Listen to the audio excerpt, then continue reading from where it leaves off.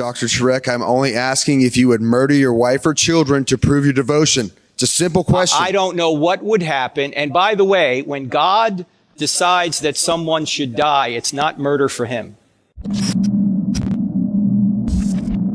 Dr. Turek, God commanded you to murder your wife or children to prove your faith in God. Is your current devotion not enough to prove your faith? Must you murder your children as Abraham was instructed?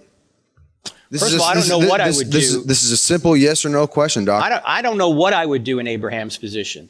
That's a good question. You know who really struggled with that? Soren Kierkegaard, who wrote a book called...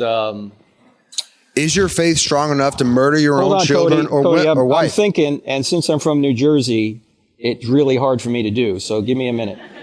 The book is called Fear and Trembling by Soren Kierkegaard. So I don't know what I would do, just like I'm never going to say if somebody put a gun to my head or a gun to my wife's head, what would you do? Because Peter tried that. I'll never deny you, Lord. And what did he do?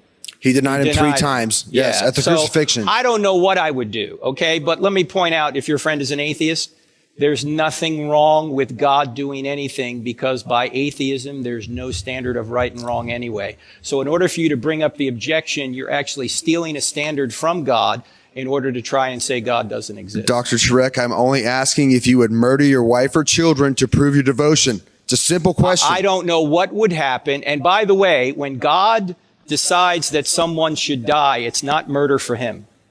Because God kills all of us at some point. And he's the only one that can resurrect us.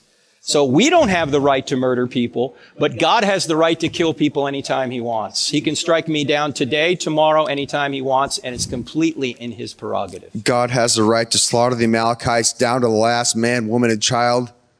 God has the right to take us out anytime we want, because if Christianity's true, men don't really die, we just change location. And God can do that anytime he wants. So thank you for your question.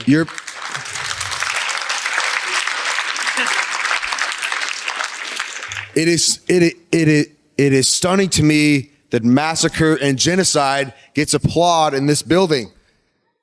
God demands slaughter, massacre, and genocide. All right, Cody, there's nothing wrong with genocide if atheism's true. Are you serious? If atheism's true, there is nothing wrong with genocide. I am an atheist and I oppose genocide in every possible...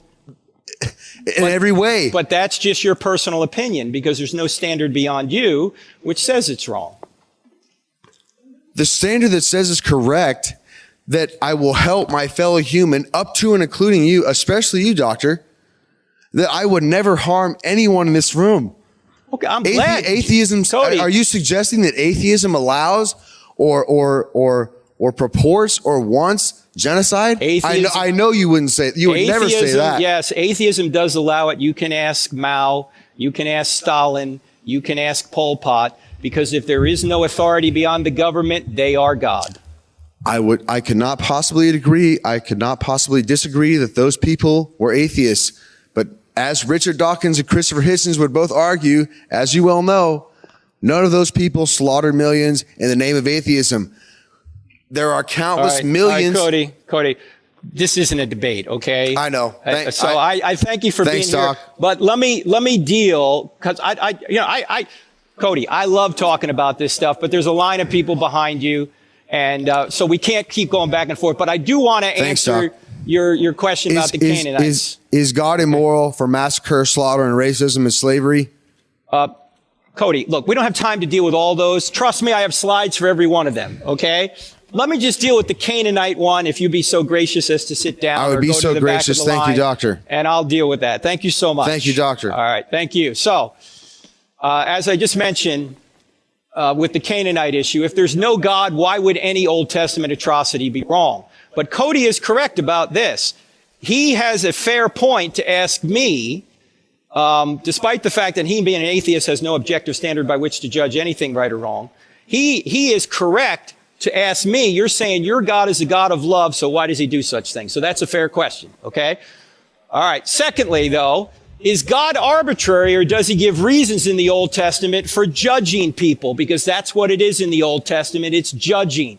God is not a cosmic mafia boss. He doesn't wake up one day and say, Canaanites, I want them dead. No, there's a reason that he has decided to push the Canaanites out of the land. And it's because they've had 400 years of iniquity, including murdering their children, sacrificing their children on the molten hot metal god Molech. And it wasn't just the Old Testament that talks about this. The Greek writer Plutarch says that when the Canaanites would do this, the drummers in the town would pound their drums louder so the children or the parents couldn't hear the screams of their own children being sacrificed.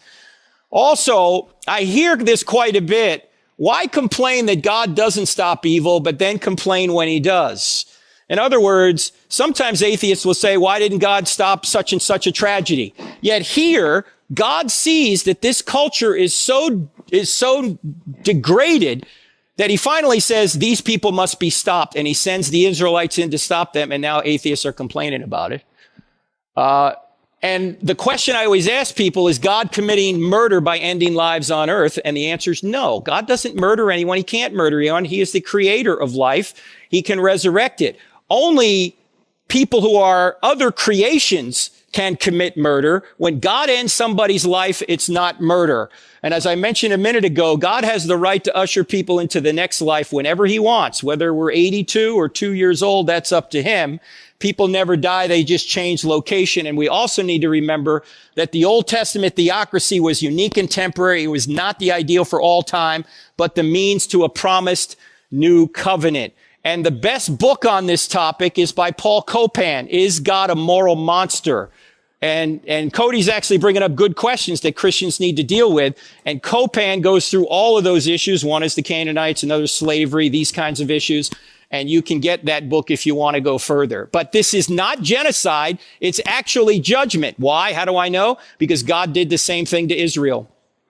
God took out the Israelites through the Babylonians and the Assyrians. And he also took out the Israelites after they worshiped the golden calf. It was judgment, not genocide.